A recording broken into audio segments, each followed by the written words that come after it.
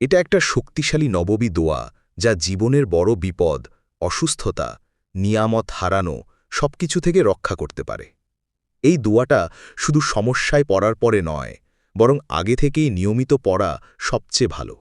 কারণ এর অর্থই হচ্ছে আল্লাহর কাছে আশ্রয় চাওয়া, যেন নিয়ামত চলে না যায়, সুস্থতা নষ্ট না হয়, হঠাৎ বিপদ না আসে, আর আল্লাহ অসন্তুষ্ট না হন। দোয়াটি হল, আল্লাহুম্মা ইন্নি আউযু বিকা মিন জাওয়ালি নিয়ামাতিকা ওয়া তাহাউলি আফিয়াতিকা ওয়া ফুজাআতি নিকমাতিকা ওয়া জামিঈ সাখতিহা।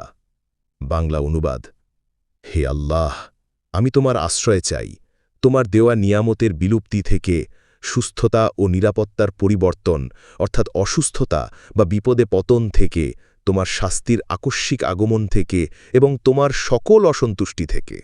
১. নিয়ামতের বিলুপ্তি। ব্যাখ্যা: আল্লাহ আমাদের অনেক নিয়ামত দিয়েছেন: স্বাস্থ্য, পরিবার, ঈমান, রুজি, শান্তি। এই সব নিয়ামত আল্লাহ যদি তুলে নেন, তাহলে জীবন দুর্বিষহ হয়ে যায়। ২. সুস্থতা ও নিরাপত্তার পরিবর্তন, অর্থাৎ আমরা এখন সুস্থ ও নিরাপদ থাকতে পারি, কিন্তু হঠাৎ করে অসুস্থতা, দুঃখ, বিপদ বা নিরাপত্তাহীনতায় পতিত হতে পারি। আমরা চাই যেন আল্লাহ আমাদের এই শান্ত অবস্থায় ধরে রাখেন। ৩. শাস্তির আকস্মিক আগমন। অনেক সময় হঠাৎ এমন বিপদ আসে যা আমরা ধারণাও করি না, যেমন দুর্ঘটনা, মৃত্যু, চাকরি চলে যাওয়া, অপমান ইত্যাদি। আমরা চাই না এমন শাস্তি আমাদের জীবনে আসুক। ৪. সকল রকমের অসন্তুষ্টি। আল্লাহ যদি আমাদের উপর অসন্তুষ্ট হন, তাহলে জীবনেও শান্তি আসবে না, আর আখিরাতে তো কঠিন হিসাব। অনেক সময় মানুষ শুধু সমস্যায় পড়লেই দোয়া করে, কিন্তু এই দোয়া আসলে প্রতিরোধমূলক দোয়া, যেন সমস্যা আসেই না বা এলেও ক্ষতি কম হয়।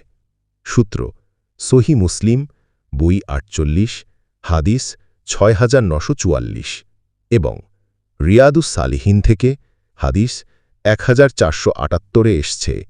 আবদুল্লাহ ইবন উমর রাদিয়াল্লাহু আনহু থেকে বর্ণিত, তিনি বলেন, রাসূলুল্লাহ সাল্লাল্লাহু আলাইহি ওয়াসাল্লাম এই দোয়া পাঠ করতেন। কখন পড়বেন? প্রতিদিনের সকাল সন্ধ্যার জিকিরে, নামাজের পর, যখন মন অস্থির বা ভয় হয়, জীবনে সবকিছু ভালো চললেও যেন আল্লাহ তা স্থায়ী করে দেন।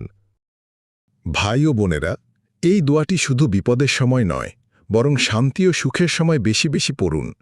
কারণ আল্লাহ তাআলা যেদিন কোনো নিয়ামত কেড়ে নেন, সেদিন আমরা বুঝি আসলেই তা কত বড় সম্পদ ছিল। তাই প্রতিদিন এই দোয়ায় আল্লাহর কাছে আশ্রয় চান, যেন নিয়ামত স্থায়ী হয়, সুস্থতা বজায় থাকে, হঠাৎ বিপদ না আসে, আর আল্লাহ আমাদের প্রতি সদয় থাকেন। আল্লাহ আমাদের সবাইকে এই দোয়া আমল করার তৌফিক দিন। আমিন।